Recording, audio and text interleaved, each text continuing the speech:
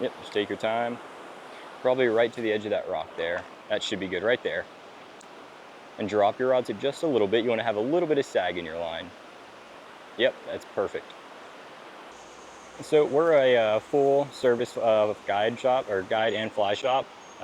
Typically we fish anything within an hour away. We fish Cherokee, we fish Nantahala, and we like to get people out on the water, and especially new people that have never tried fly fishing, really showing them what it's about. When you're on the water, you know, a lot of people think that it's just fish, you know, you're catching fish, but when you get out into an area like this, you forget everything, you know, you get to let loose, relax, just really enjoy where you are.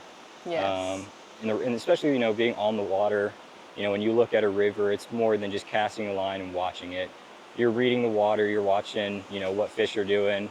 You're really just having a good time, you know, slowing down a little bit. Describe a typical guide trip here from Fishtails. Yeah. So we start off by meeting at the shop. We get people fitted for boots and waders, and we like to ask them, you know, what they're looking for in a trip. Some people want to actually learn setups and where to fish. Some people just want to go out and try to catch fish and have a good time. From there, you know, we branch off.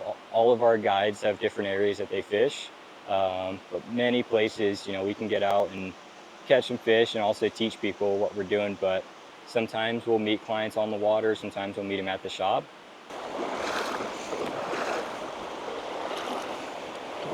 Looks like you've had quite a few bites. This thing's all torn up, so we're gonna switch out this fly. All right. Now I got to get a big one. Oh yeah. It's a little baby. Do you do full day trips, half days? Yep, we've got 2-hour trips, which is like a good intro trip. We do those at Winding Stair Campground. It's a small section of water, but it's great for beginners. It's a good place for people to get started off at and just getting their feet wet. Then we have our 4-hour trip, which is just a typical half-day trip.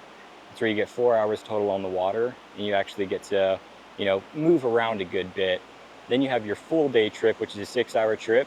That includes a lunch, and we fish a lot of different bodies of water. Sometimes we stay on the same water. If someone wanted to start the hobby, like, where would you start?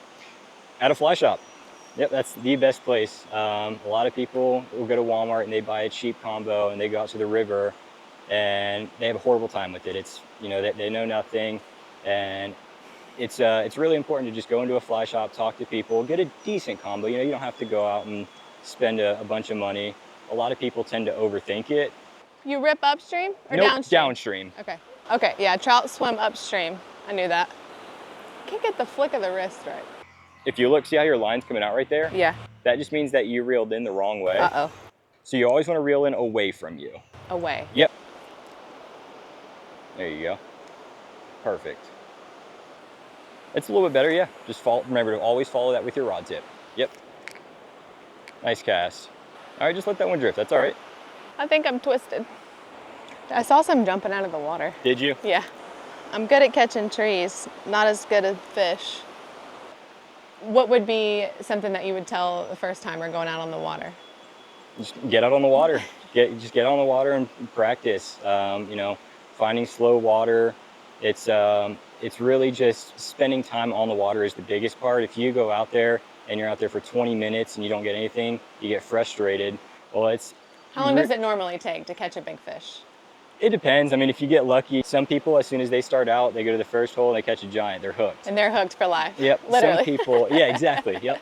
What shows you that the fish is biting?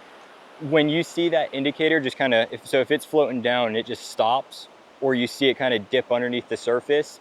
Woo!